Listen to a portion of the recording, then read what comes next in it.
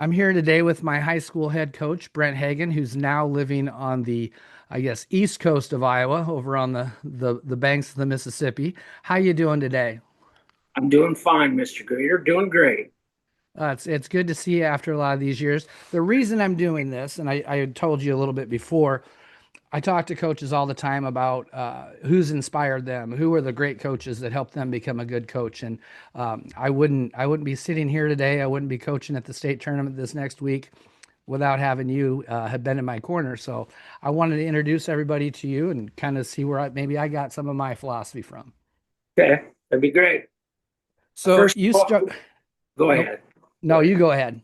First of all, Troy, you found your passion and you have done amazing things with it. Keep up the good work. You're building wrestling, you're building girls wrestling, and that's great. Sport needs more people like you. So Well, appreciate thank you.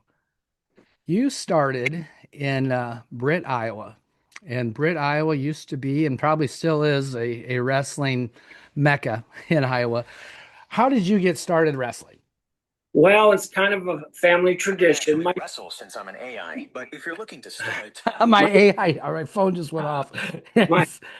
my my dad actually started our tradition. He My mom and dad are both from Clarion, which was 30 miles to the south of Britt, and he was a great wrestler in high school, and he just had a love for it. When he never coached, he worked at a grocery store his whole life, but wrestling was where he got the Hagen family started. He was two-time state champion for Clarion in like 1943 and 1944, and then I've got this program from the 1943 state championships. It Oh, was in wow. it was in Clarion. Okay, so I think it was in Clarion in 93, 94, 95. He won as a sophomore, a junior, and then 1945. My mom and him, I don't know how long they'd been dating, but she was during the state tournament. They had a state tournament queen, and she was the state tournament queen. And I actually have a picture of him putting the crown on her. The rumor is that he was beating a guy, and she was over in the corner, and he winked at her, and he lost his attention and got pinned. So Oh, he could have well been a three-time state champion. But so I was born and raised till I was 6 years old in Clarion, which is a power. It's doing great this year. They've got a great yeah. team. And then we moved up to a town that had not had wrestling that long. It started in like 1946. Clarion had it in the 20s, but it was a powerhouse with a very young, excited coach who had been very successful as an athlete, and we couldn't have been better for my brother and I. So I'll always be a Brit boy, though I lived in Denison 32 years, and I really was only in Brit probably 16 years. My folks moved back when I was in college, but it was a great atmosphere to be a wrestler. I mean, it was the program. We 6 years in a row from when my brother's 4 years older than me. So his junior year, they got second in state to Algona. Their senior year, they won state. My freshman year, we won state. My sophomore year, we were state champions, and we moved up class to 2A. And then my junior and senior year, we were second. So 6 years in a row, they either got first or second. Wow. And that would have been from like 70 to 75. And the previous before that, Britt's the hometown of Iowa's first four-time state champion, Bob Steelage. And they had won state in 61 and 62 in a two-class system. So they were an A. But in 1956, having only had the program for 10 years, they got second in a one-class system. They lost to Davenport High School, which now is Davenport Central, by half a point. So, Wow. and so then they had that period of the 60s, and they had the period of the 70s, and along came the 80s, came the Kellys and Finches, and they were tough. Yeah. They've just been amazing. I Yeah, actually had an interview with Johnny Johnson. You know Johnny, don't you? yeah, yeah. Johnny's still upset that the Hagens moved from Clarion to Britt. Yeah, He mentioned that. yeah. I have two cousins that were in the. Well, I have three cousins that were in the same class as I was. So we would all graduated together. But my brother's always going to be a Clarion guy. Even though he wrestled for Britt, he's a Clarion. But I was 6 years old, and I don't even remember if I went to kindergarten. So Well, your coach in high school, I heard a ton about him in our practices, Coach Al yeah. DeLeon. What was he like to have in the practice room? He was a tremendous coach. Where he was, first of all, the room we had at Denison when you were Yep. there. We Yeah. had a room probably a little bit smaller than that, but you had 40 to 50 kids in it. Wow. We had to, and we didn't have it where we'd go run or lift. We didn't even have a weight room when I was there. They didn't have a weight. They had a universal gym in 1975. That was on the stage.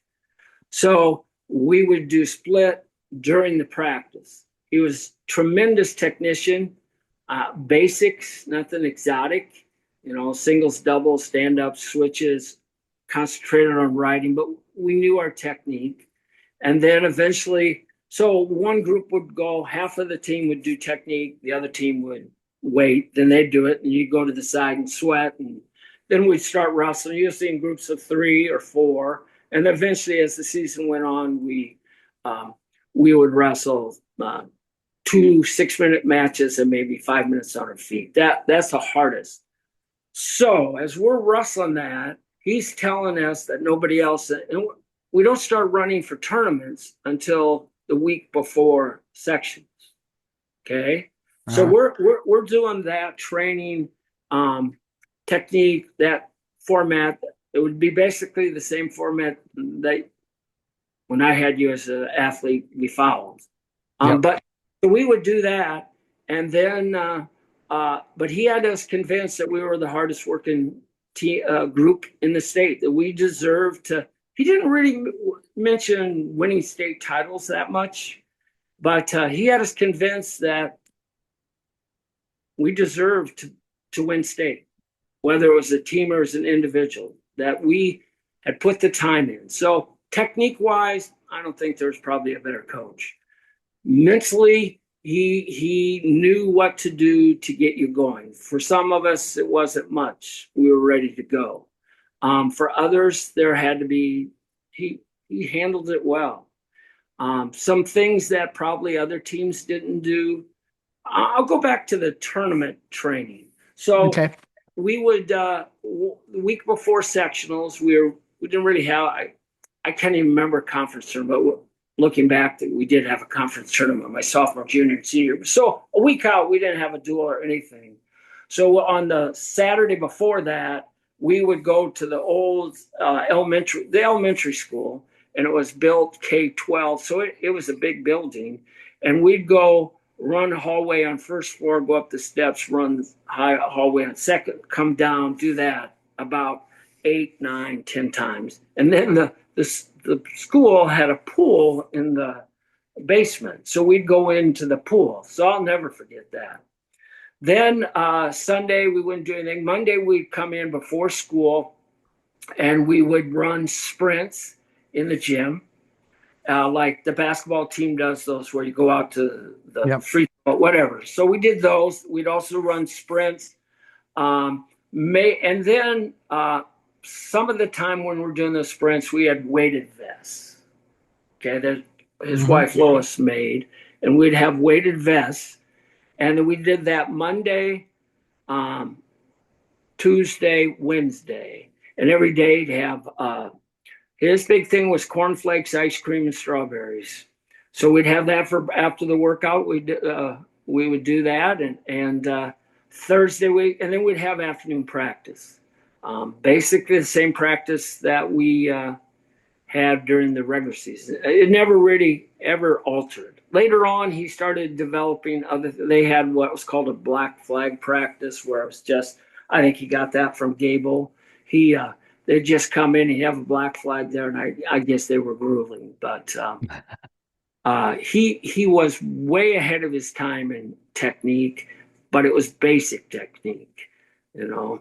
And he was mentally he had prepared to do well. The other thing, two other things that I'll mention. There's other things down the road he adapted, but he had us convinced Gatorade really wasn't out.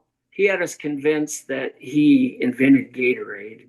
So when we'd go run and stuff, he had that big, plastic cooler, and he'd put it Uh-huh. in stuff, and it was good, and we totally believed him that was the necessary. He was putting, it was better than water. Probably wasn't, but he had us convinced that. So he did a great job on that, and then a relaxation technique. Did I ever use that? Where Yes, I had his tape actually. Yeah, yeah. So we would the small wrestling room. You'd turn the lights off and uh, teach us how to. We start out laying on our back and squeeze our toes and tighten as tight as you can go, and then relax all the way up to the body till your face. And then he'd start telling us, okay, now start imagining the first period and what you're going to do in the first period and visualize that in a darkened wrestling room. And if you do it right, you're really relaxed. And Yeah. then you just start visualizing what you're doing. So he was a tremendous coach. It was a much easier time to be a wrestler, though. We were at the highest level you could be. I'm going to brag a little bit. I think people accuse me of too much, but not just the Hagen brothers. It was our next door neighbor, this one house away, Stevenson brothers, a 3-time state champion and a 2-time state champion. On the tough, I always called it. I don't know if I called it when you were there, but later I grew up in the toughest neighborhood in the country. And the kids would say, what are you talking about, Coach? I said, and it was, we had 22 state champions between First, Second, and Third Street, Southwest, and Britt. 22. Wow. I That's mean, amazing. yeah, yeah. So I'm counting my dad. So there's 8. De Leon was 3. But you had the Stevensons with 5. I was first 4-time state champion, lived on the First Street, Bob Steenledge.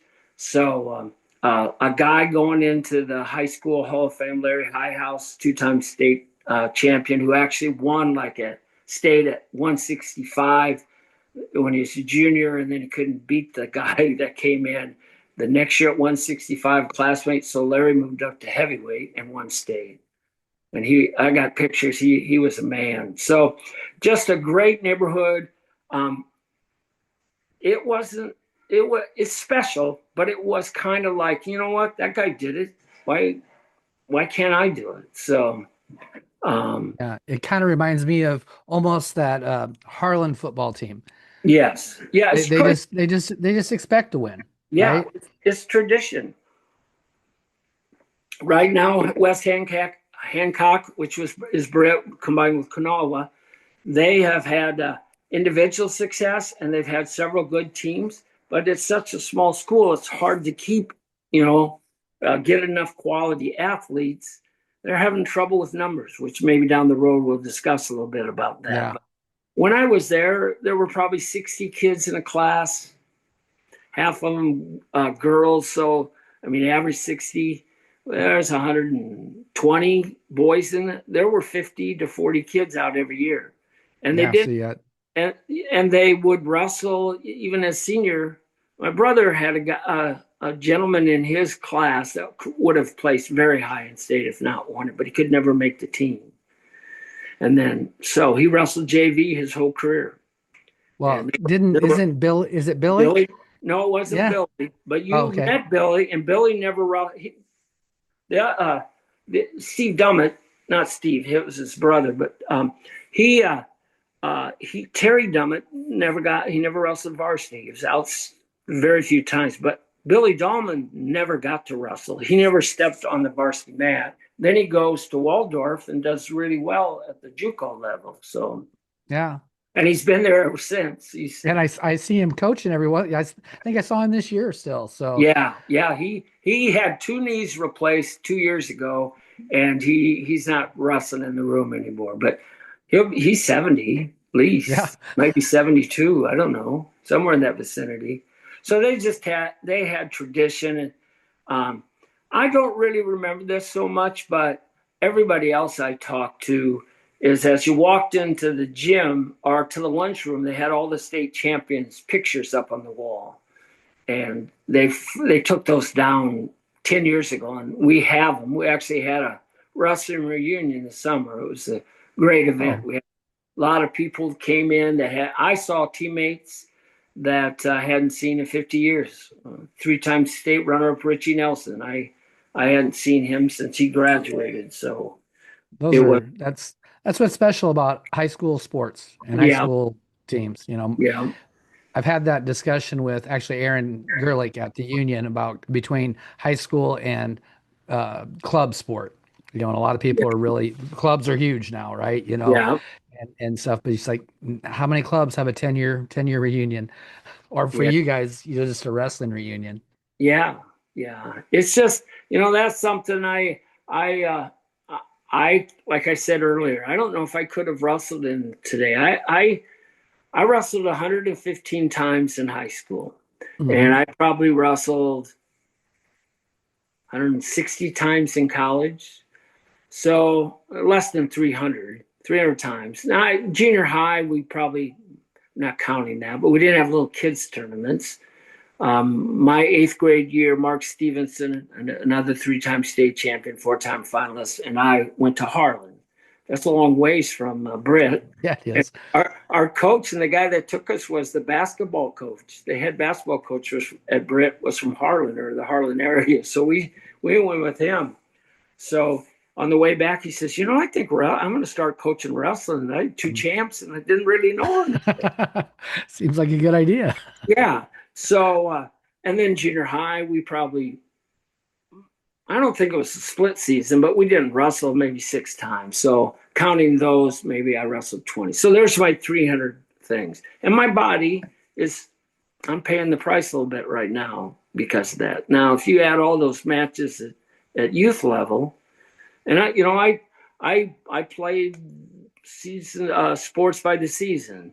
Yep. Football, we'd all go down on the practice football field and play football in the fall, and then wrestle in the winter, and play tennis at the or basketball at the courts that were right next. And I tried everything. Wrestling was definitely my sport. I loved baseball. Maybe I baseball was a relaxation sport for me.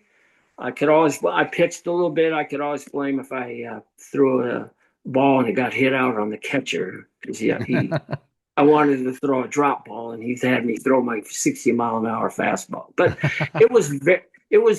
I'm glad I grew up in that era.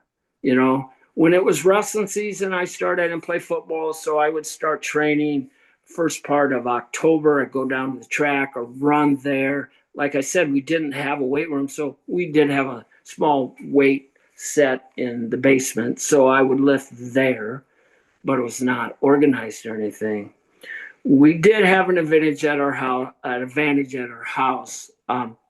We had a wrestling mat in the basement, and my dad never once told us anything different than Coach DeLeon, but he would always just say. Only thing I remember my dad saying, you put it in a half, you get underneath it, lift it up, post your forehead, not your ear, and get your your weight on your toes. That's all. And he was a pinner. He had a key lock, which was a it's an illegal move now, but he would do that. So, but we had a mat. So what would happen?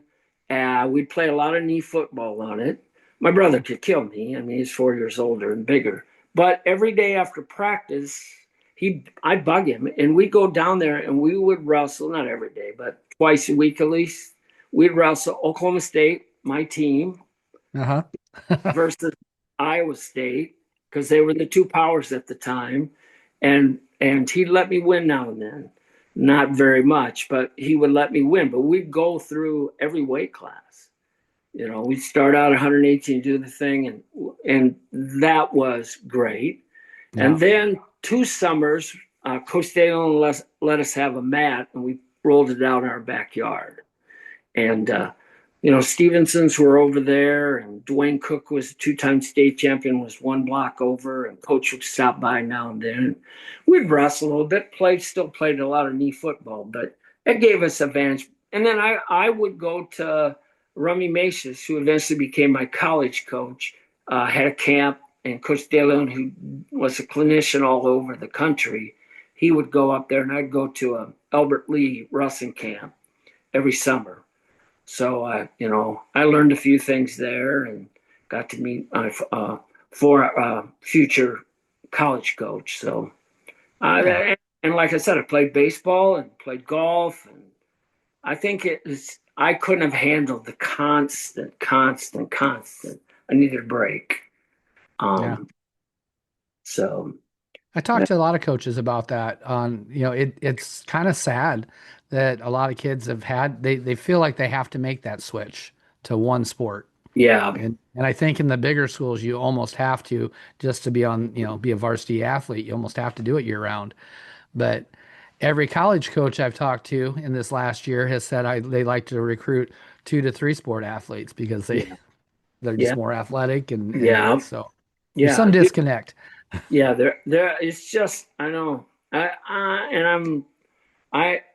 It's fun to see a kindergartner and first grader and second grader in wrestling shoes and singlet. It's cute, but Yeah. then eventually, if they get beat Yeah. on, they don't really like it.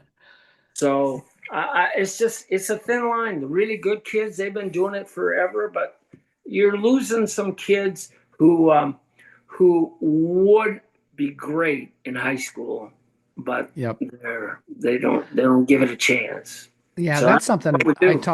I've talked to people about that before. And again, Denison, was never really a big wrestling town. But I Yeah, remember, and maybe it's just nostalgic, but I sat there and I was in the late 80s, 86 to 89. And I remember having basically a full JV team, if not two, behind me every yeah, year. There was yeah. always there was always a lot of people on the teams. And now it seems like kids, if they're not varsity, they don't stay out. No, no. And so I don't know what happened there either. I don't know Yeah, if there's such an emphasis on winning that we worry too much about that and don't worry about just enjoying the sport. I don't know. yeah. I'm currently helping out a little bit at North Scott, which has a really good wrestling program. It might be Yeah. if I was going to redevelop a program, I would follow their format. They have a lot of little kids in their program, so they might have 120 in the little kids program. It's all run by North Scott kids, people, whatever, former wrestlers. Then their junior high program, they probably have 30 to 40 um, in junior high. And the high school started out with like mid 40s, and it didn't, it's probably high 30s at least, finished the season. And they all know they're wrestling. There's like on the high school team, there were probably 4 or 5 that hadn't wrestled before. But no, it's a great program. So I'm glad I'm in it. I don't know how much I'm helping them, but I enjoy having something to do. Yeah.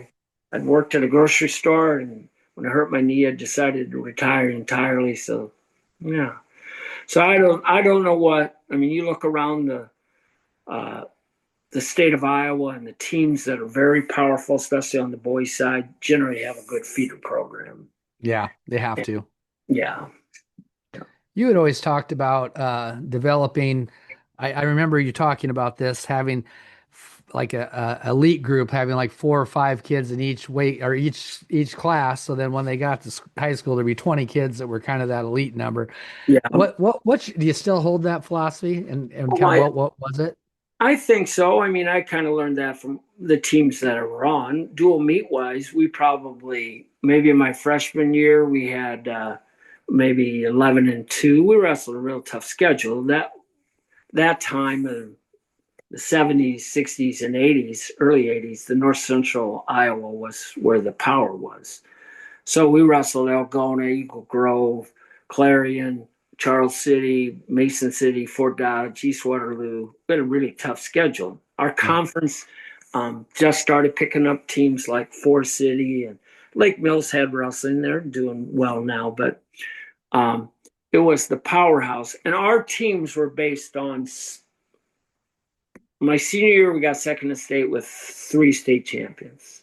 We had a lot of other guys that hadn't really wrestled varsity because the class before us had tremendous athletes. Mm-hmm. So my freshman year, we took 9 to state and all 9 placed, and we had 6 in the finals with 3 state champions. So that was, but then the next year we went to 2A, and Richie Nelson, who had been a 2-time runner-up, we lost him for the rest of the season. So we went to the state tournament with just 5 guys. And Eagle Grove went with 5 guys out of the same district. And I think we ended up with 3 state champions, runner-up, and a third. So that tells me we lost 1 match that year. Yep. And we beat Eagle Grove. And then the next year we went back and we got second to Eagle Grove. And I think we had, Mark was the state champion, I was the runner-up. I think we had 5 guys go that year too.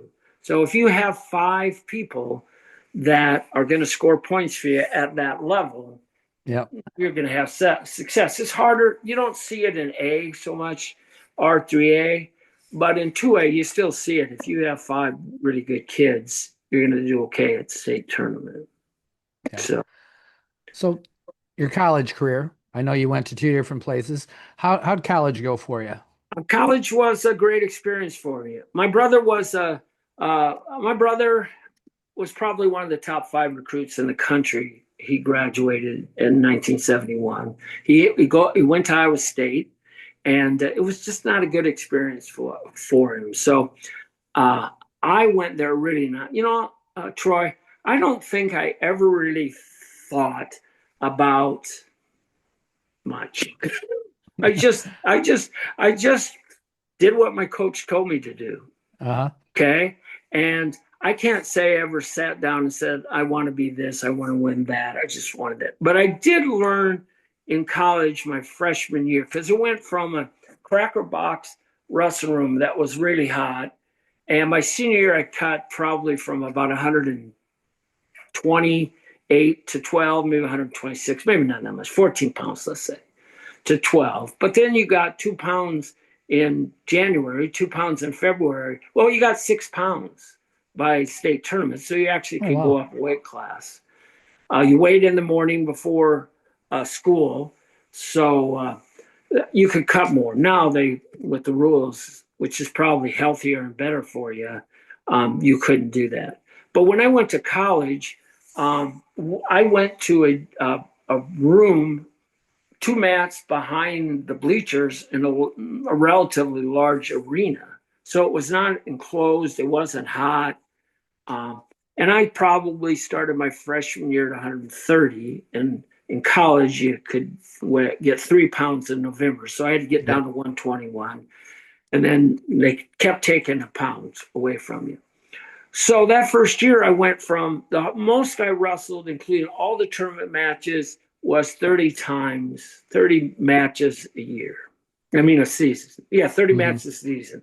Well, that year, we went, back then, they didn't have any limit. So I still remember we went to the Minnesota Quad, and we'd have 3 matches there. That was Minnesota, Iowa, Mankato State, and UNI.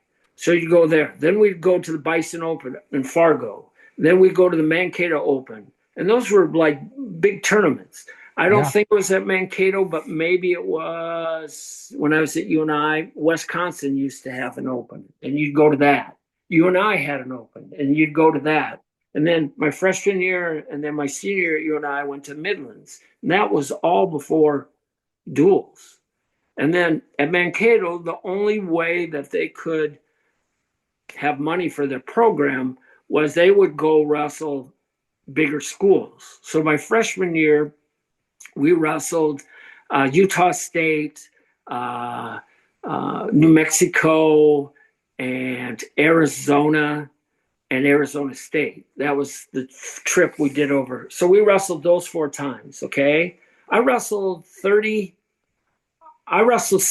times as a freshman, 60 times as a freshman. That's a lot of matches. That's a lot of matches.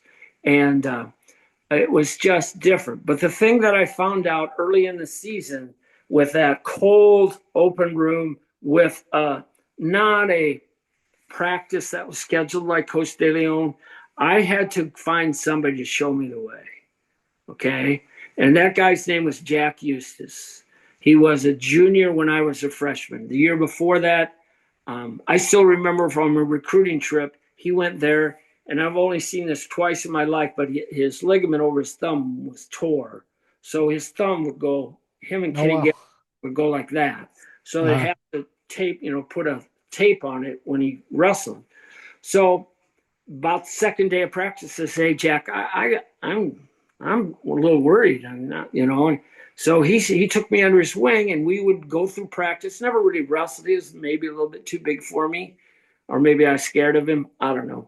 But after practice, we would go to, there was an indoor running facility, weight room, and that we'd go run 2 miles in sweats, get a jump rope, jump 5 minutes, and then do 7 count push-ups.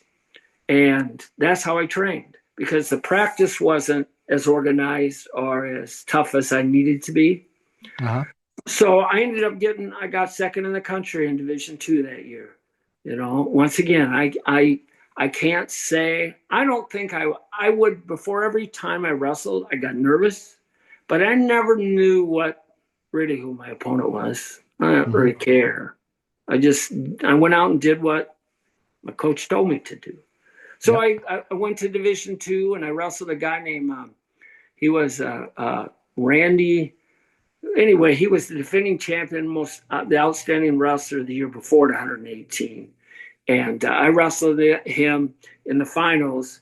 I wish I had tape, because I've had 3 really exciting matches in my life, and that's one. So I think I had a big lead. I hit him with a carry, took him to his back. He tied it at the end, 12-12. So back then, you just wrestled. I don't know if it was a complete match, and I'm pretty sure in college I wrestled 2 minutes, 3 minutes, 3 minutes, 8 minute Okay. match. So anyway, in overtime, he beat me like 4-0. But I'm thinking it's Burton. But anyway, so I had the success of being a national runner-up. I go to, if I get too wordy, just Oh, let me. you're fine. You're fine. I go, Nope. I go, I when I was in high school, my junior year, I wrestled a guy like too many times. That's why Uh-huh. at Denison I never I didn't want us to wrestle the same school that often. So I wrestled Rich Wilson 4 or 5 times during the Hmm. year. I beat him every time. The state tournament, he beat me. Yep. Nobody, I mean, really nobody remembers but me right now. But I so my freshman year at Mankato, I wrestled Mike MacArthur from Minnesota. I wrestled him at the Minnesota Quad. My brother had pinned him the year before. He didn't tell me he'd also lost to him, but he had pinned him the year before when John wrestled at Mankato. So he says he's really good with his legs. He's a great rider. So I go there, take him down, I ride him a little bit. He ends up beating me like 4-3. So then the next week I go to the Bison Open. I meet him in the finals. He beats me again, but close.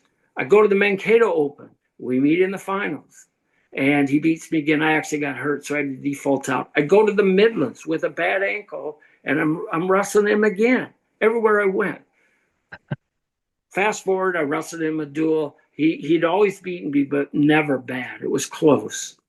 So I, as a Division II runner-up, go to Division I national tournament, and I guess who I got the first round. I flew from Minneapolis on a plane with Mike MacArthur. I got full round. He had 7 minutes and 45 seconds of riding time in that match of the first round. He took me down, rode me out, got a reversal and rode me out. 7 minutes, over 7 minutes of riding time in an 8-minute match. Wow. The guy was toying with me, is what he was, I think. So that was my freshman year. My sophomore year, I found a weight room. I got up to about 150 pounds. And my intentions were to wrestle 18. But when you wrestle that many duels, I couldn't hold it. So I asked Coach Macius if I could try out at 126. And he said, no, we've got a senior here, and he he deserves the spot. So I didn't know what to do. So De Leon on a Tuesday after practice, him and Rummy were really tight. He drove up and he talked in that I could go to Mankato East or Mankato West. So I worked out with them for a month. Uh-huh. Now I wrestled 126 against Augustana and someone, the 126-pound senior was, but I never went to Mankato practices. I needed a hot room. So Yep. I finally got down, and only time I wrestled was the preseason, and then I didn't even wrestle the conference. I wrestled the national tournament. So I had probably only wrestled 14 times because whatever that. I got down to weight, and I ended up winning Division II. I regret the next thing that happened, but I didn't handle that well with Rumby. I walked off the mat and I said, Coach, I'm not going to go to Division I because I can't. It's been heck, Yep. it's too tough. So I should have not have ever done that. I shouldn't have done it right then. I still regret that, but I should have at that point in time transferred. So I hurt my knee in the summer playing softball between my sophomore and junior year. Went to two doctors, one in Brent, one in Clarion, actually three, one in Clear Lake. They thought I just bruised my knee. But as soon as Mankato started late because the Vikings trained on their campus. So mid to late September, we'd go up. That's when you started school. And the trainer, I'm limping. And the trainer says, Yep. Rummy says, what's wrong with the leg? And I said, I hurt it this summer. So I had my cartilage removed, cartilage removed like a week later. And then I just started training too early. So I only wrestled one match my junior year. And I ended up going to UNI, and I should have gone. Uh-huh. I should have gone to UNI after my sophomore year. It just wasn't working. It wasn't, when you go from a coach who made it easy for you, all you had to do is show up at the room and train and do what he said, to another coach that was a great coach. Rummy he's like the father of wrestling in Minnesota. But it was hard for me because I needed guidance. Yep. Everybody needs a little something different, don't they? Yeah, I needed guidance. I needed somebody to show. Like I said, I just needed that. So I should have gone to UNI because it would have been more of the program that I needed. I go to the UNI, and I knew Keith Pullman, a national champ for him. It was great. Chuck Patton there saved my career because I think my folks thought I was done after John being kind of having a thing. But I wasn't done. I just needed so I redshirted 1 year, wrestled some open tournaments, and then I wrestled 1 year on varsity at UNI. I got second in Division II. I ran into John Azevedo, who was Olympian in 1980, maybe 84. He was really good. So I got beat by him, and then I went to Division I, and I don't know. I got beat early on, so that's kind of my college career. But it was very enjoyable. I had a lot of success. I met some great teammates at both Mankato and UNI. Kenny Gallagher was the national champion. UNI, my senior year, we got second in the country in Division II. Won a conference. I think Bakersfield probably was the national champion. Yeah. But So was losing West Jim a rough day for you too? kind of, I was more of a hired gun there. It wasn't like, I came in, but no, it was fun to wrestle in the West Gym. We wrestled a few times. Like when we wrestled Iowa State, we wrestled in the Dome. Uh-huh. So I told you there were two matches or three. The one was the Division II, Randy Batten. That's who it was, from Tennessee, Chattanooga. The next one is a guy named Ricky Delegata from Kentucky. That was the other thing I was going to tell you. Nobody realizes that the SEC had wrestling, and it was good. I mean, I wrestled, whether it's a Mankato State or UNI, I wrestled Kentucky, Auburn, LSU. I think they all had it. Florida had it. and then next thing you know, they've got to spend money on their football program, so Yeah. they dropped it. It was a guy from Kentucky named Ricky Delegata, and he is from New Jersey. And the first time I met him was in the practice room at the University of Kentucky, and I think I was probably a freshman, and Coach Macius says, "Hey, go roll around with that guy." So I go around with that guy, and at the first I'm thinking, "God, this guy's not doing anything." And the next thing I know, he's throwing me left, he's throwing me right, and we had a good scrap then. So I kind of forgot about him, and then when I was at UNI, I wrestled him twice. Once in the Midlands, and uh, I didn't wrestle very well in the Midlands, but in the duel at UNI, I swear that match ended 21-20. I lost. It was just like back then they did not have technical falls like Nope. you could. So I scored. The other thing in college that helped me is Jim Miller. He wasn't a coach at UNI at the time, uh, Warburg coach, but uh, he would appear now and then. And when I was a senior, I started out at 34 because I ended up going 26 or whatever the weight class was. But I'm wrestling him one day in practice. He says, "You know what? I'm going to tell you a little secret that helped me." He says, "You got to go as hard as you can for as long as you can every day, whether that's practice, whether that's a meet, and then just take one step further," which is, great advice. It's kind of like Yeah. do it I, I anyway. You're just I think I heard that advice about a million times. Wrestle as hard yeah, as you can for as long as you can. My yeah, kids have heard that about a million times. So that yeah, coaching came from that came from Jim Miller, huh? yeah. I did, and he wasn't even a coach. He was at Charles City at that time, so Uh-huh. he gave me that advice, and that helped me my senior year. I turned it around, you know, the last two months of the season, and it was not like today to train year round, but at UNI the season was definitely longer than and more intense than Mankato. Mankato basically just started when the season started Uh-huh. and then lift weights or do whatever you did on the own. But I can't say I ever went up to the wrestling room in Mankato on my own. UNI you could go in and practice about any time, and they were starting to get thinking about going Division 1, so they started picking up, Hmm. the practices. But Coach Patton taught me the intervals. I'm assuming you wrestled intervals Yep. for us, Yep. Wrestled right? intervals, ran intervals. Yeah, yeah.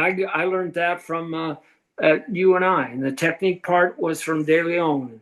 Where I probably, as I look back on my coaching career, I probably made my mistake was I didn't go out to many camps and learn new technique. I don't know if I was too busy with my family or coaching. I should have done that Yep. and kept up to date with the It's technique. it's a whole lot easier now because that Yeah, technique is just readily available every yeah, day, all day. yeah. I do it now, and I don't. I mean, I just show up at the North Scott room. I can't show them anything, but Yep. I see a problem that a kid's having right now, and I'm trying to solve it for him.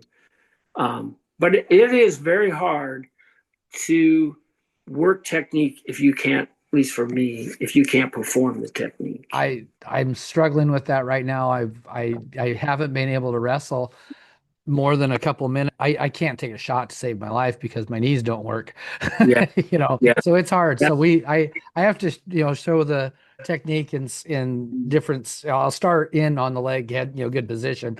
yeah. And then I have to have one of my more experienced wrestlers actually show the shot all the way through, I which know. is, it's good for them to learn though too. Yeah, So, yeah. I'm. so you graduate from UNI and you Yeah, get the job. And I'm going to guess that at the time when you got the Denison job, it wasn't supposed to be your 25, 30-year career. yeah. I'm going to switch. It won't take me very long. So you talk a little bit. I'll be right All right. back. All right. I can always cut it out too. It's not a problem. Okay. So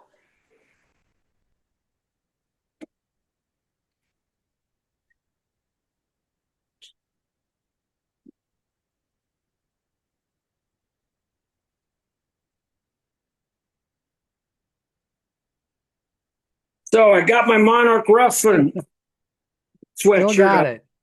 Still got it. And then the Iowa Wrestling Hall of Fame in Cresco. In Iowa, we wrestle shirt, purple and gold for the old Denison Monarchs. Very nice. So was it your intention to come to Denison and stay for how many years did you stay in Denison? I was in 32 years. Yeah, 32 years. yeah, I'm steady. I can't say, once again, I told you, I can't say if I set a goal. I did interview down the road because my wife is from the Quad Cities, Hmm. and she wanted to go home. All of her family was around. So I sent a letter to Chuck Van Heck, who had hired me at Denison when he has at Muscatine applied. That wasn't a job that I really probably wanted, but I had interviews at Waverly Shell Rock and at Mount Vernon. Well, you know what? In Charles City. So I interviewed at Charles City, Waverly Shell Rock, and Mount Vernon. 3 Rossin Powers at the time. Yeah. I didn't get the job. Most of the time it went to people from that area. I still remember in the Charles City interview that I explained my practice thing, and he said, "Well, that's pretty rigid. You don't really ever change." I says, "I adjust, but where I came from, we had a lot of success, and this was early in my career. We had Yeah. a lot of success with it, so I'm going to follow what Coach DeLeon taught me, and I don't know." So I didn't get that job. So Denison was a great place to raise 2 fine daughters, and the staff was really good. The administration was helpful. Um, it was an experience that, as I look back on now, I had some things going, and then there was some other things that I should have. I'll give you an example, and you were involved in it. I think the thing you asked me what about Denison, Yeah. like what do I remember the highlights? Well, I started in 81, 82, and your brother Todd and Pat Cullen were the 2 seniors that year, I think.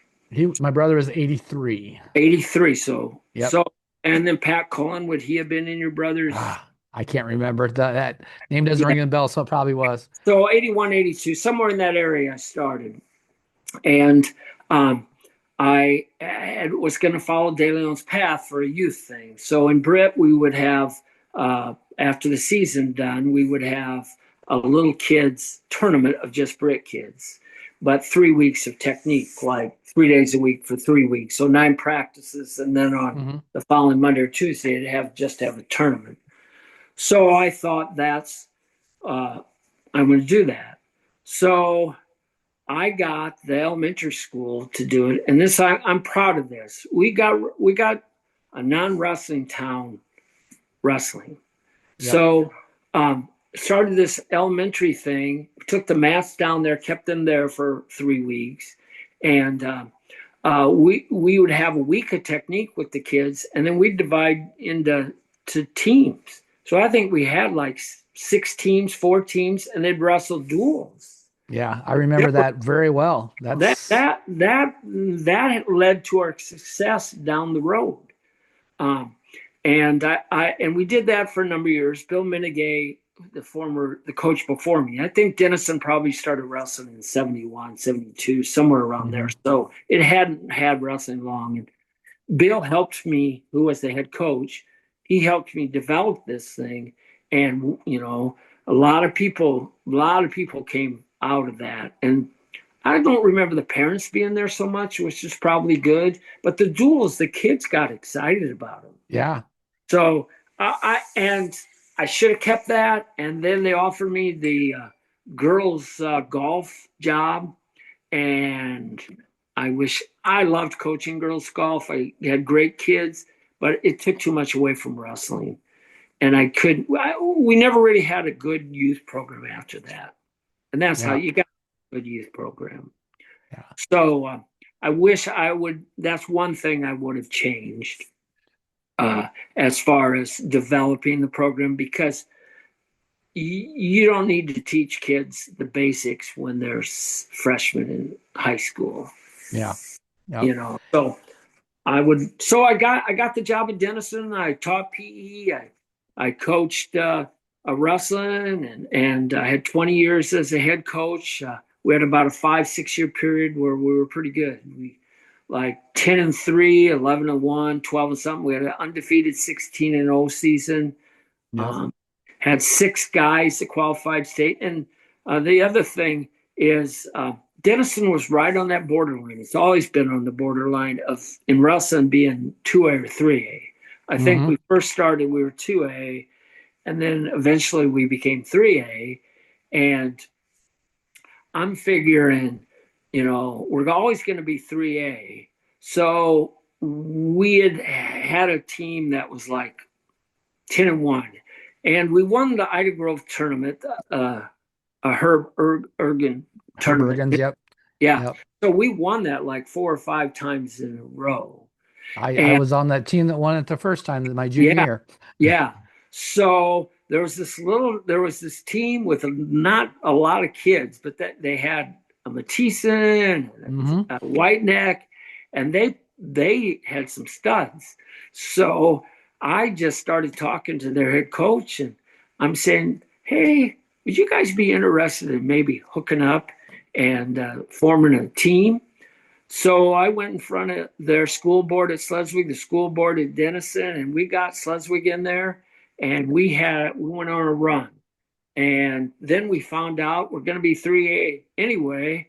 So IKM had never had wrestling, but there was a family, Ishai family and the Yep. Rasmussen family were interested in wrestling. So they came in. So IKM, Sleswig, and Denison, and then finally Charter Oak or Dow City or somebody came in for a while. But Yep.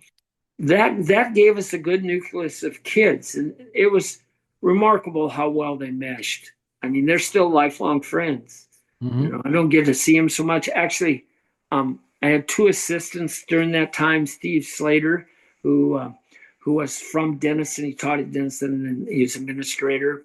And then Lonnie Cantrell, who was the wrestling coach at Sleswig, he knew a lot of wrestling. He'd been everywhere. He'd been at Waco and had a guy that wrestled my brother in the finals, and then he'd been at school over by Des Moines that had wrestled Dwayne Cook in the finals. And Lonnie didn't like Brit Boys, but he knew that it was a good situation. And Maxwell Collins, that's where he taught. Oh yeah. But he and coach. So he'd been everywhere, and he came. It was a perfect combination. Lonnie would bring the kids down here, but if we're going to have morning practices, runs and stuff, he'd run the kids up there. He'd weigh them up there. They'd have breakfast for him, and it worked out really well. That's Lonnie just passed away less than a year ago, and I had seen him at the Britt played East Buchanan and West Hancock played East Buchanan in the state semifinals in football. So we sat by each other and talked. I says, Lonnie, we got to get that era back together because it was fun. It's fun winning. It's Yeah. 16-year-old, had some great kids, the Matheson brothers, had a lot of brothers, greeters, whatever, Cobb, Barons. They were all, anytime you can get family involved, they get the itch and they like, they do a lot for wrestling. So, Oh yeah.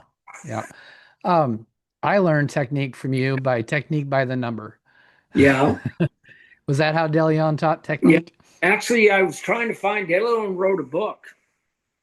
And I still have a copy or two of it, but I couldn't find it. So that's how he taught. 1, 2, if you're gonna do a stand up, whatever. But Yep. that's how I was taught. Not a lot of coaches do that, but and especially if the kids are more advanced. But I think it's an excellent technique if you're a junior high coach or a lower level Yeah. grade Well, I'll coach. tell you, when I went to Dana, which Brent Johnson and White Nick and I all went to Dana together, Okay. and Ron Beam, and not Ron was not, I mean, Ron was a feed salesman that did it to keep the program there. It Yeah. he wasn't paid very much, but he said in all his years that us three Denison boys had some of the best technique he'd ever coached. Maybe not the best wrestlers, but the best Yeah. technique, so, Oh, good. Yeah. so There, that's something important. yeah. Like I said, it was, you teach how you're taught, and that's, That's how Coach De Leon did it. I could do that in the sleep back when I was younger. So Well, this is a girls wrestling podcast, but I mean, we're always talking wrestling, but you did coach a couple different girls sports, yes, I did. cross country, and you said golf. Yeah. Um, what do you think there is any difference in coaching the girls or boys? Do you think girls are different to coach? I will say this. Sometimes it's the boys too, but especially in golf, maybe not so much in cross country, but I think you got to give them about 10 or 15 minutes before practice gets started to just socialize, just talk, because Mhm. they can get that out. And then I will tell you right now, Troy, I know you ran on the boys team, but the toughest cross country runners I had were girls at Yeah, Dennis. I wasn't a very good runner, They so were mentally tough though. Carlin Colin and Amy and all those girls. And then later on as assistant coach with Coach Nepo, those yep, girls were just tough. And cross country is a lot like wrestling, you know. You get back from it what you put into it. And yep. they were willing to, and I, as you well know, I only ran to make weight and I wasn't a runner. So I didn't really know anything about it. Some things Ron Forrest would help me, Yep. who was a runner, and but I enjoyed cross country. It's a great sport. If you're not big enough to play football or have no interest in it, I recommend it for anyone. And it's not easy to run 3 point, 5K or whatever it is, but Well, uh, I think you actually might have bamboozled me because when I started, it was a 2 mile, and 2 mile was great. yeah, I could run 2 miles, but that 3.1 was rough.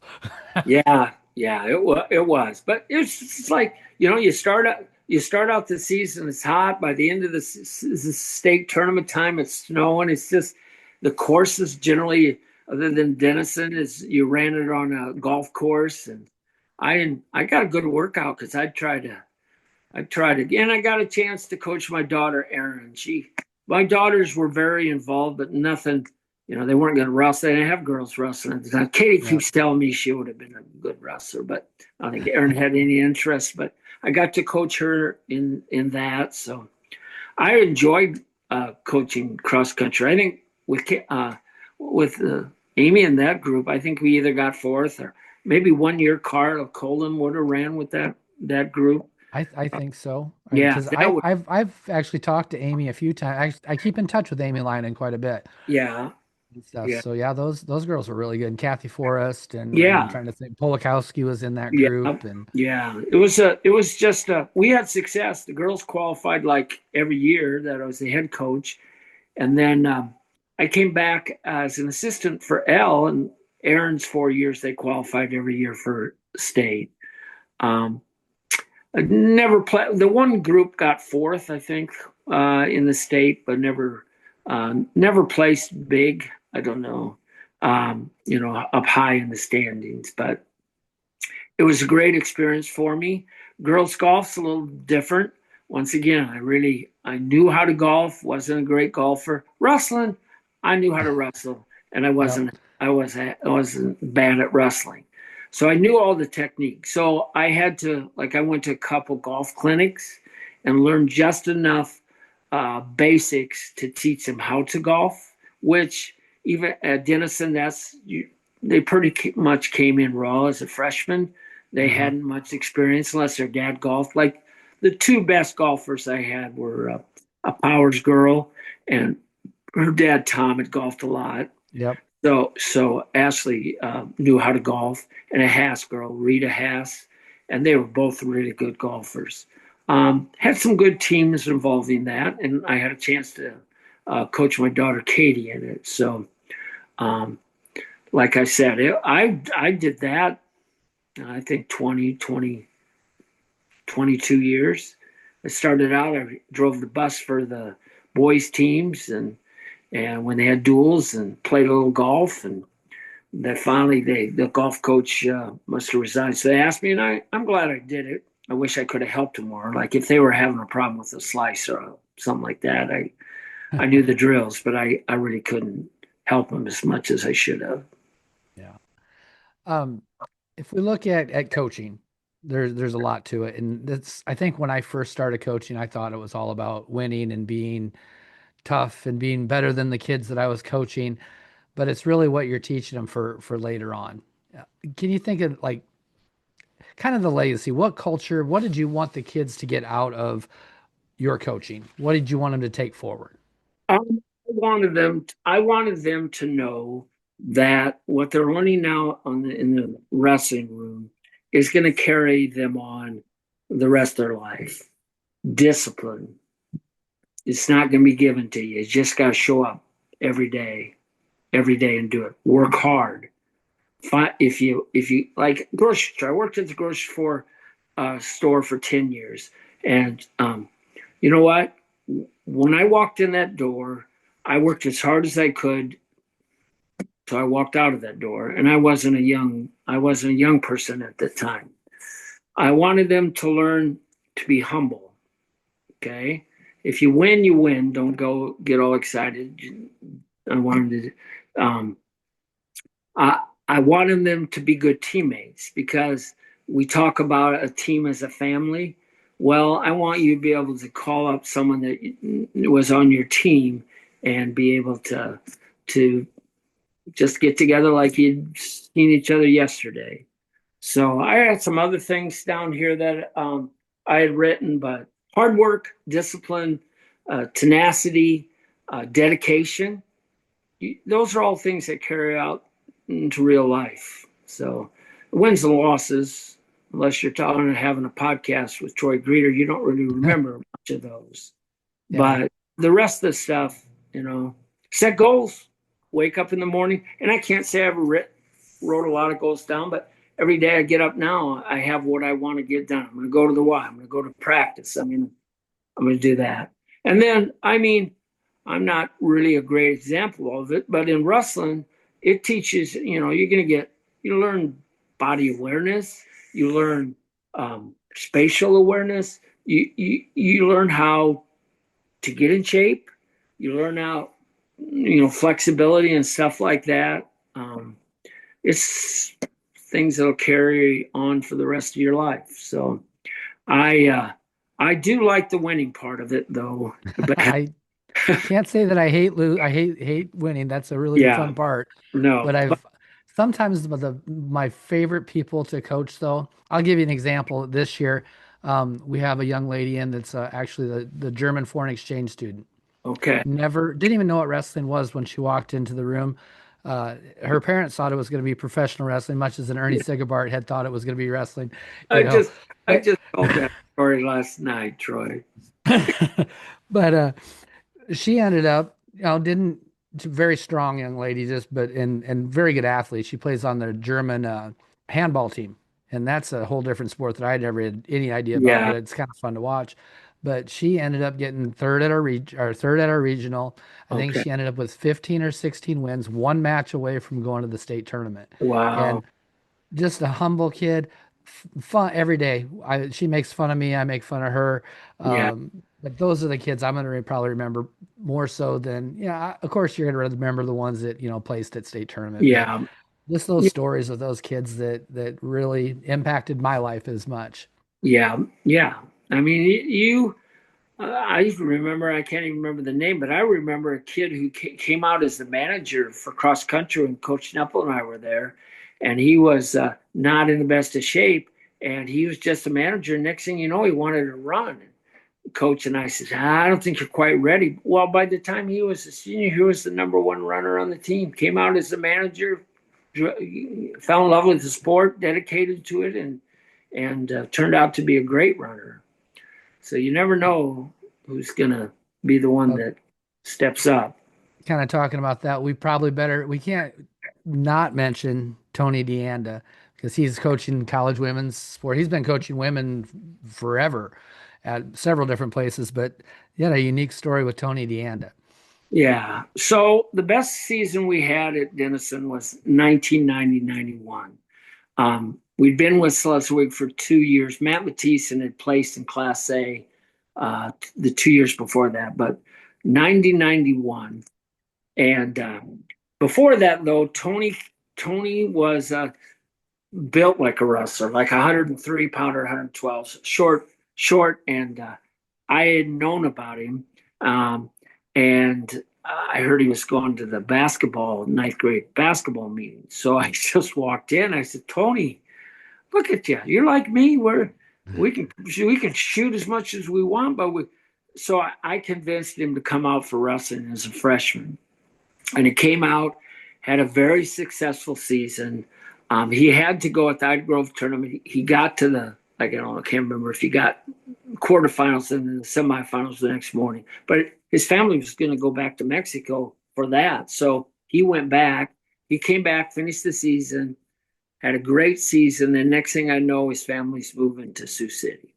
I've had so many stories about kids, good families that made adjustments for jobs or whatever that left the district. And so going to the 90-91 season, we had strengthened our schedule. When you wrestled, we were probably in the Midwest Conference. Yeah. So that was like Jefferson and Audubon, great conference. And we eventually won that. Jefferson and Audubon were the powers, but we eventually won it. But we get to that 90-91. I think we're still in the anyway. We were wrestling Sioux City Healing, and Tony's wrestling for him. So I had an undefeated team with 6 state qualifiers, should have been 7. Brent Johnson got ripped off in the district finals or semifinals. I had another kid that was undefeated till the finals, broke his hands like week before. So we should have, and Tony is wrestling for Sioux City Healing. And I swear, was that the year he won state for Healing? That could have been the year you won state for Healing. Yeah. So he would have been on that team. He would have we had a tough lineup anyway, but he turned up, and then he went on and had a great college career. You might know more. I know he wrestled at Augustana, the national championship, and then Nebraska. Yep. And then I ran into him. I can't remember if like 2004, 3, somewhere there, the world team trials were at Ames. I can't remember the exact year, but I had tickets for it. So somewhere in there. And I'm listening, I hear Tony Deanda to Matt, whatever. And I was like, there is no way that's the same Tony Deanda. Yeah. And he was wrestling for New York Athletic Club, and he was living out at the Olympic Training Center. So I kind of renewed I'd known him in high school, and we kind of renewed our friendship. And now I talk to him every once in a while, kind of help him recruiting everyone with somebody if he knows someone. So no, that's really cool. I got a couple other things. I don't know how much time we have left. Oh, you got as much time as we need. Okay. So I had some great assistants over the time while I was at Denison. When I first started was a guy named Dennis Dykstra. He was huge, big guy. Yep. I remember him. Yeah. He was my middle school coach one year, I think. But he knew wrestling. So he wrestled 98 pounds. He's from like Orange City or someplace up in Northwest Iowa. But I had him, and he left. And the next coach I got was Mike Cooper, who was a football coach. He was the head football coach, and he didn't know anything about wrestling. He'd gone to Healing, but he didn't know anything about wrestling. And he's my assistant. And and you know what? I think was he assistant coach when you were there? I think he was my assistant coach freshman year, maybe freshman, sophomore year. So you probably didn't even know this happened, but he comes up to me and he says, Coach, you got to make it simple. You just got to make it simple. You're showing too many moves, which I probably was. You're showing too many moves. You just got to pick out these moves, whatever moves you want. Just show them the basics and concentrate on riding.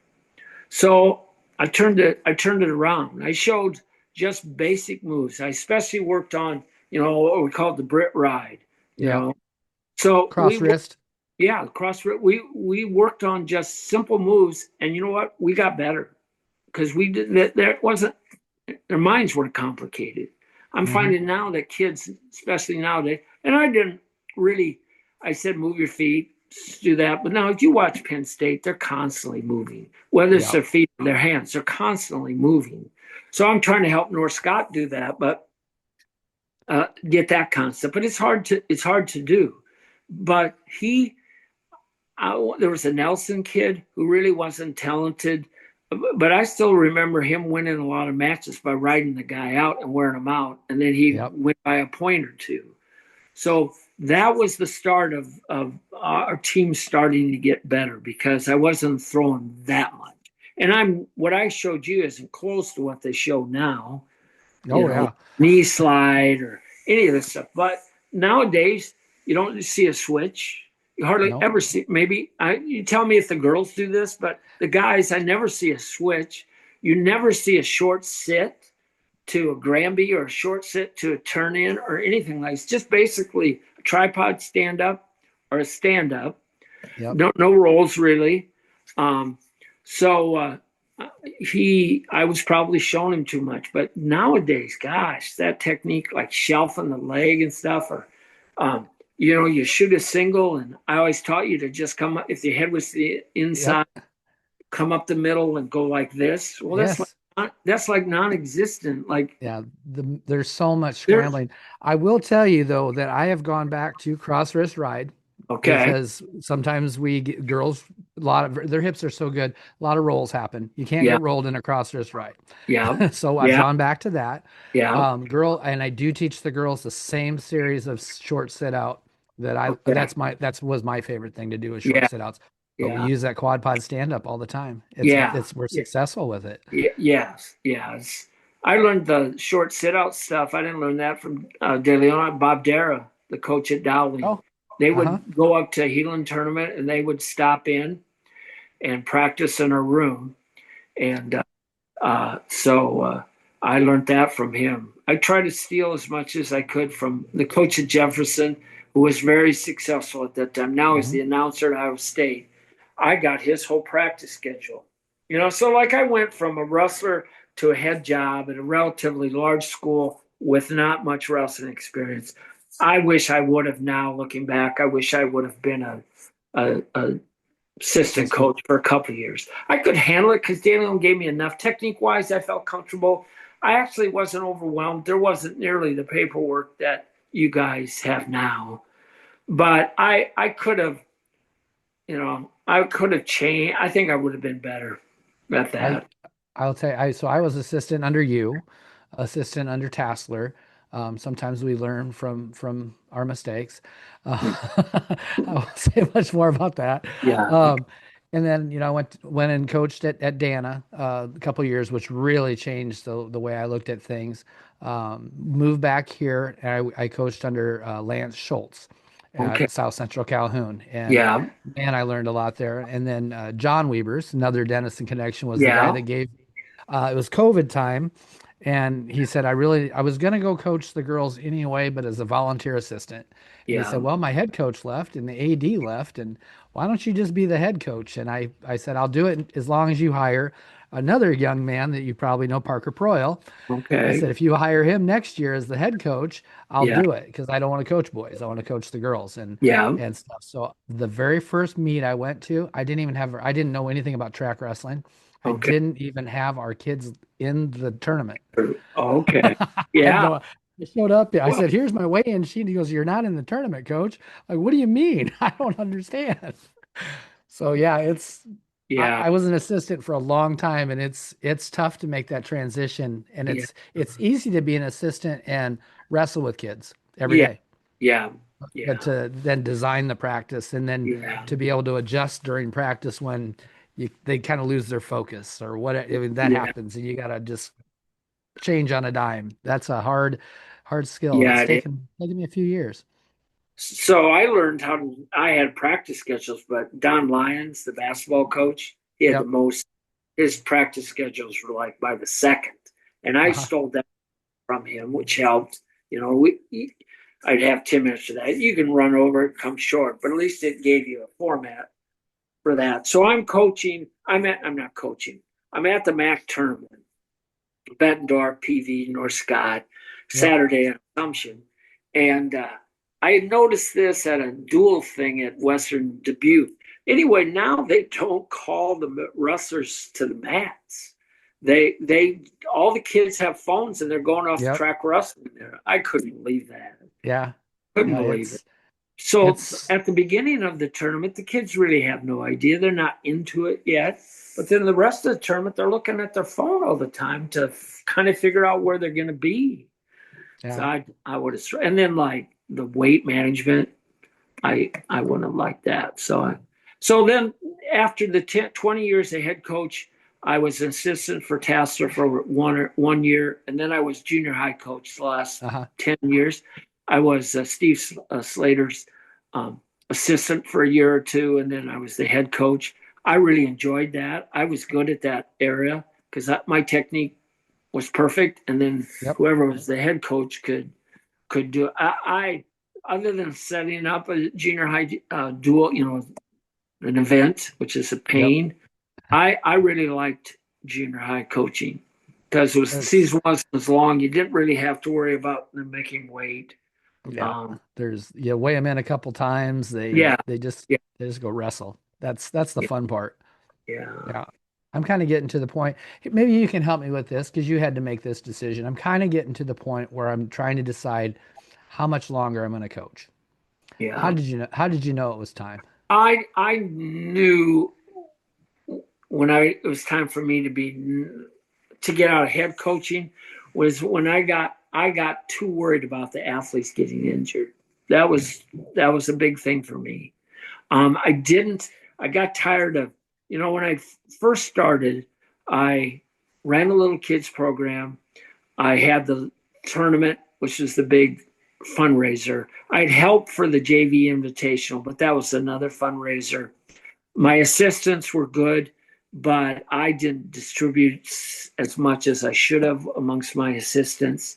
Um, so I was wore out that way too. I think I saw the weight thing in the future. I knew I didn't want that. And I wanted to spend more time with my kids were about that age. In 20 years, you look at it, Gable only coached about 20, 21 years. It's tough to be a head coach, Yep. especially in wrestling. Yeah. So I knew it was time for me that. The other ending point was my wife telling me that we needed to move to Davenport. So I finished junior high wrestling and girls golf. I only coached cross country when Coach Nepple was the head coach, and when he left, that I maybe stayed one more year, and then I knew it was time. You just knew it was time. Yeah, yeah. It was just I I uh, I just I knew. So physically, if you still can do it, which it sounds like, you'll know. You will know when it's time. And the other thing that I would do if you have the opportunity is try to pick, who your successor is going to be. Who's gonna move into the room. Yep. I don't know.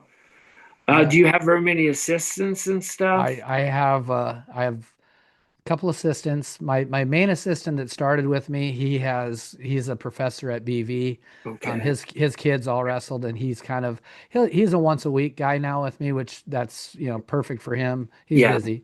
And then I Yeah. have one of the kids' dads, who's well, this is his the second of the two daughters is coming through.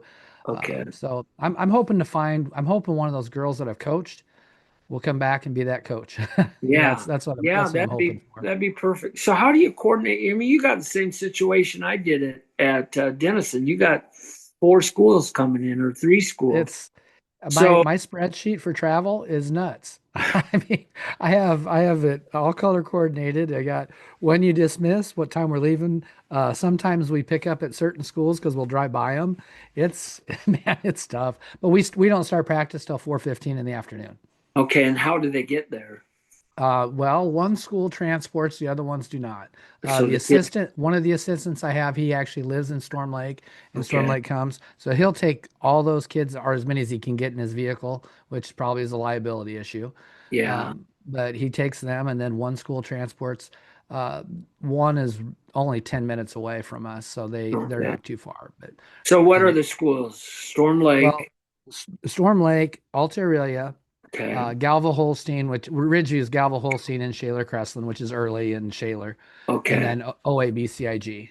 Oh So wow. And where do you uh, practice? we practice in Galva, right? Okay. It's right on Room? Highway 20, if you I remember. have seen pictures. It looks like it's a gym. but That's or I practice in the old elementary school gym. We have two of okay, those 7 section mats. Roll them out. We keep them taped. Roll them out okay, every day. yeah, Tape them in the middle. Roll them back to the ends. okay. So you roll them up and out every day. Yep, Huh. yep. But we only tape. We only have to tape the middle and Okay, stuff. So, and yeah, that's I actually love practicing there because it's our own space. yeah. I've been coaching girls for 6 years, so our stuff's up on the wall. So it's their home and stuff. And So. where do you have duels, home duels? The home duels are in Holstein, brand new gym. It's big. Okay, and I they have actually like when we sometimes go to the old gym, which is a little more intimate and a little loud. I'd yeah. rather almost do them there. Our tournament, we can put 3 mats down Okay. and stuff. So we have a big girls tournament. We have 25 teams come to that. Wow, that's So great. that's a fun one. Yeah, Huh. no, it's I really loved coaching there and stuff. I Yeah. want to finish out our interview some fun questions just to get to know you a little bit better. And and we're gonna start. You might have the same guilty pleasure food as myself. I love ice cream, and you might have contributed to that with morning practices and ice cream and cereal. But what's your guilty pleasure food? Well, like a salad bar. Really? Salad bar and fried chicken. I could go to any supper club in Wisconsin, Iowa. That's my one of my goals is to hit as many. I just love them. I I could go to salad bar, have fried chicken, baked potato, stuff like that. I do like sweets, which I don't need at my age, but that's salad bar. I It know a surprises lot. you, doesn't it? Yeah, it does. I thought you might be an ice cream guy too. No, no. I grew up in an ice cream family, so ice Yeah. cream and Dr. Pepper. But Ooh. Yeah. um, I know you spend a lot of your time fishing, your off time. Yep. Do you have a like bucket list spot that you haven't been yet that you really want to go fishing at? No, I've been fortunate. My wife Carol lets me do what I want to do fishing. I would never want to like go to the ocean and fish or anything. I really love going to Canada every year. There's a group of us that I've missed the last 2 years, but I'm going back this year. It's called the Classic. It's 37, 38 years. It's been the same group. It's truly a family. That's one Yeah. of the that's one of the things I look at is like Mr. Nugent at Denison used to have a group, but they never would invite me. So I started with Rick Dawson, who was a coach at Uh-huh. Storm Lake and a referee. And anyway, Rick and I we started the Classic with 6 of us with my brother. So I enjoy that. Um, I really like trout fishing. So Northeast Iowa, trout fish quite a bit. I go down to Branson and trout fish Colorado. If I was gonna pick one that I haven't done, it would probably be trout fishing out west somewhere. With my leg right now, I can't do that. But I just I got into sturgeon fishing. My nephew and my brother had done it, so we go up to Lake of the Woods in August and fish for sturgeon, and they're like prehistoric monsters, and they jump. So, Ernie on the boat last year caught a 62-inch Wow. sturgeon that had to weigh 70 pounds, and it came out of the water. And that's neat. That's a big Um, fish. yeah. So I could probably fish every day of my life. I just love it. Well, Carol, like I said, she lets me do it. It relaxes me. It's still a little bit of a competition.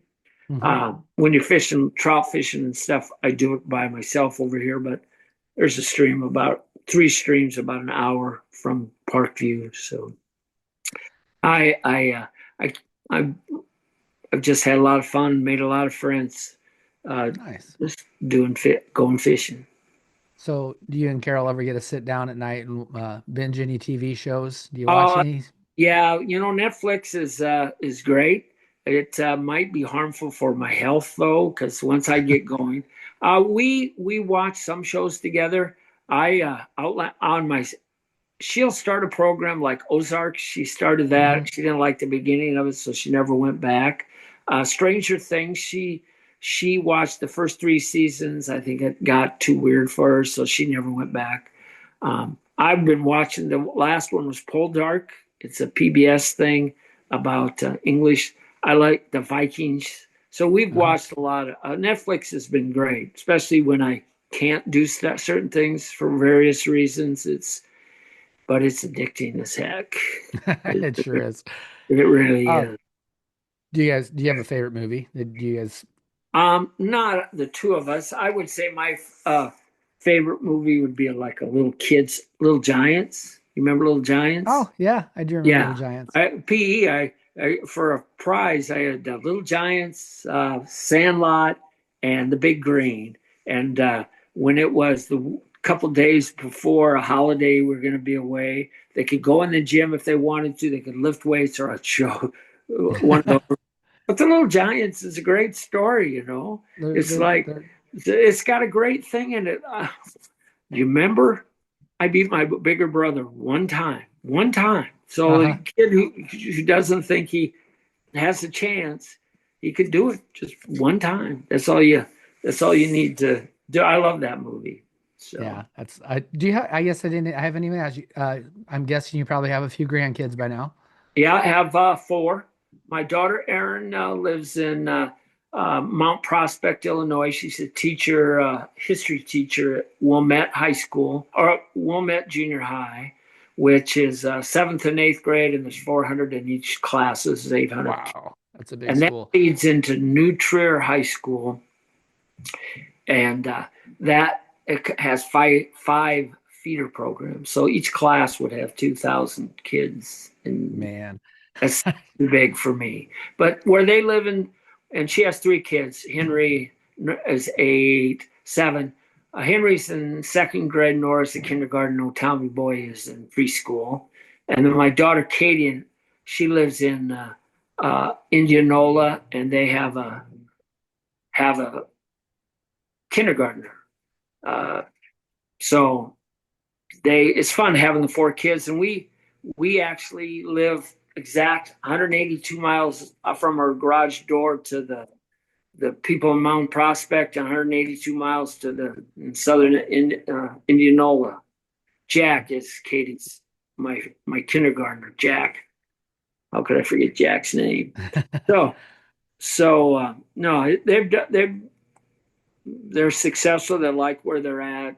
I wasn't all in favor of driving into Chicago, but when you drive into Mount Prospect, once you get there and it's not a bad drive, you can go everywhere by walking or taking the train. So it's not.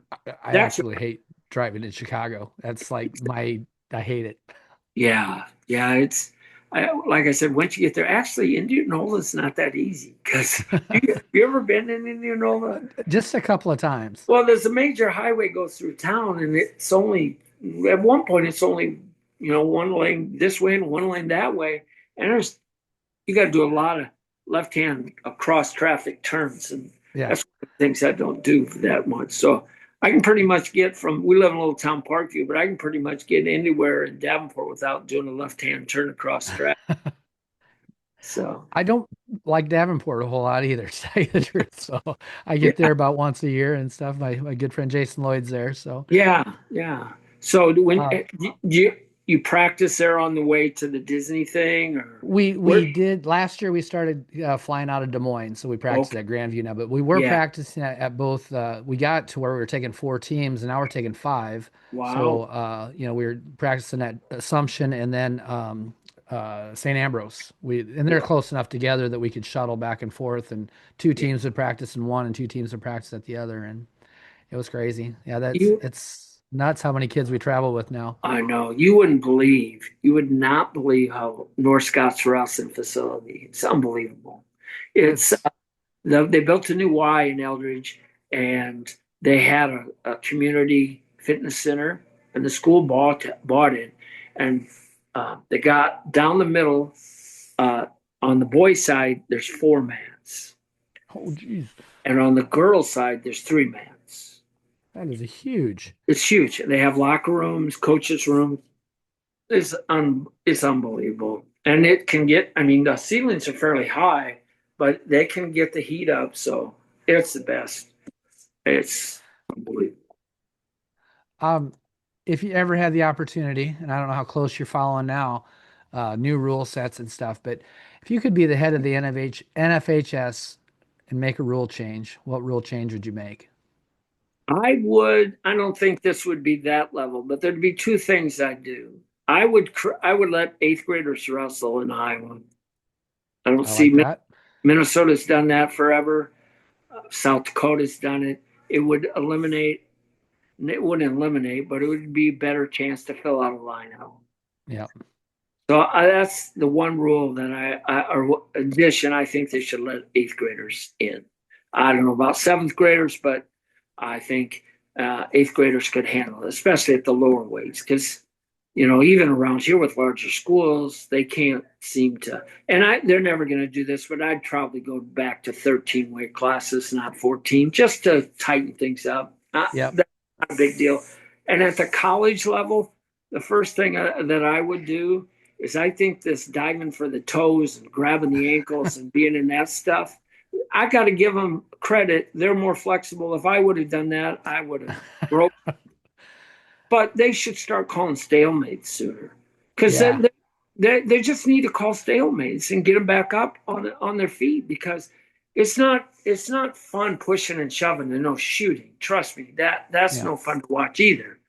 But that scramble situation is just, it goes on and goes on. And plus, there's got to be people getting hurt, which Yeah. from that situation, I don't understand And why it they let it usually, go on. I'm seeing it stopped more, especially in the high school level. Though I've watched more high school wrestling duels and stuff this year than I probably have. But I would do those two. Let eighth graders come in and call stalemate on the scramble or whatever it's called. I like it. Um, Wrestling has taught me to what? To show up, do my job, listen to my coach, and walk back knowing I did everything I could to be as good as I could be. If you could think of that, is there that one person that inspired you to be where you're at today? And maybe it Oh, wasn't at I today. probably have three. I have Okay. heroes. I'm a big believer in heroes. You got to have somebody that you look up to and you aspire to be like them. So my dad would be one. My mom, dad would be together. My dad taught us hard work and the love of wrestling. My mom taught us stubbornness. Just don't accept failure. My high school wrestling coach, who is a legend, but not a god, but he's a hero to Yeah. me. Yeah. And then my brother, who taught me that, you know what, you can do it. He did it. He got second in state as an 88, 85 pounder and won three state titles. So he showed me the way, and you got to have people that show you the way. So those three, I would, I kind of tried to aspire to be as much like them as I possibly could be. Yeah, it's crazy. I think I might have the same three. My parents, my dad never got to play sports, and Yeah, it was very important to him that Todd and I got to uh, play sports. And now yeah, look, both of us, I don't know, countless number of kids we've coached over the years between the two of us, yeah, and then just my mom's generosity, yeah, you know. yeah, And of course, Todd, I wouldn't be doing what I was doing without him, and it's kind of yeah. cool. Last year, I got the President's Award last year, and I got to walk with him and stuff. So Okay, that was yeah, really neat. And he coaches at Western Iowa, which is Atumwa and Atumwa, Westwood. He okay, coaches girls wrestling too. okay, huh? So we get to see each other a couple of times a year, which Yeah. is just super awesome. And then my high school coach kind of influenced me quite a bit too. Well, I Pretty good enjoyed guy. working with you, and like I said, I can't believe, you know what? Every time I start talking girls wrestling, I mention you, because you have done so much for girls wrestling in the state of Iowa that Well, you should be wearing one of these Hall of Fame hats there. I don't know if I'm quite that level, but I think that I heard somewhere wrestling's always been a passion of mine. I Yeah, loved wrestling, and when your passion starts helping people, it's your purpose. yeah, And so it was pretty early on when I started coaching girls that I realized that it was something I really enjoyed doing, and I've gotten to the point where I really love promoting the sport of wrestling. yeah, and you're doing a tremendous job. How many of these podcasts have you done? I think there's 85 long ones on Spotify now. Okay, and I've got to talk to some amazing people.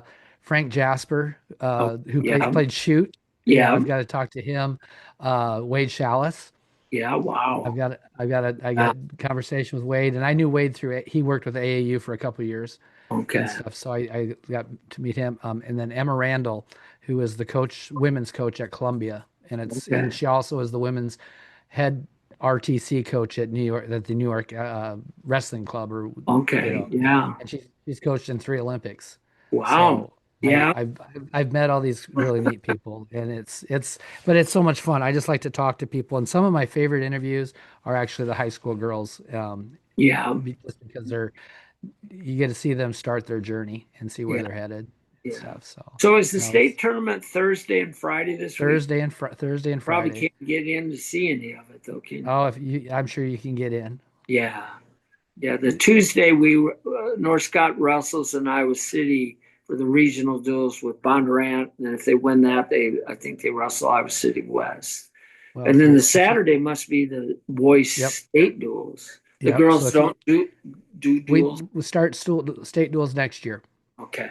Is that But gonna if change the North Scott makes it, you'll have to be there for finals yeah, finals of the of the girls. I'll give you a little secret if you get an opportunity to go, but I'll wait till that's after because I don't really want to okay. announce it Yeah. anywhere.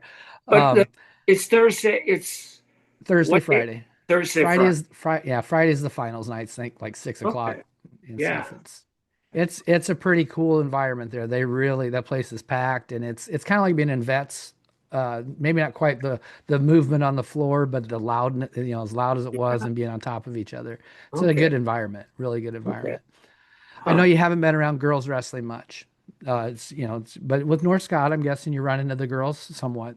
Yeah. And from being a coach and to what you're seeing now, what do you think it means to wrestle like a girl? I think it's a tough question.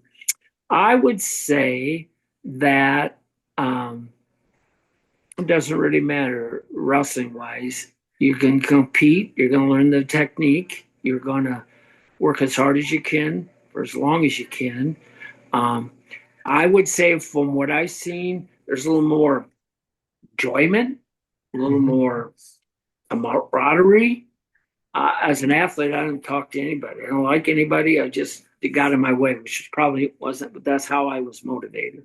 But I Hmm. don't see that in the little bit that I've seen of girls wrestling. They just it's like going. Have you ever gone to a softball game? Yep. And There's a there's lot of noise. relationships that are developed. Yeah, Yeah. yeah, and I think that's great. I think that's great. I think it's been great for the sport of wrestling. I swear it probably saved the Olympics back 10, 12 years ago. Yep. And they're getting, I haven't watched a lot. The higher level kids that have gone to clubs are probably technique wise very good. The ones I've seen, I would say that their skill level or their strength level probably isn't quite where it needs to be yet, but it's just slowly progressing, Yep.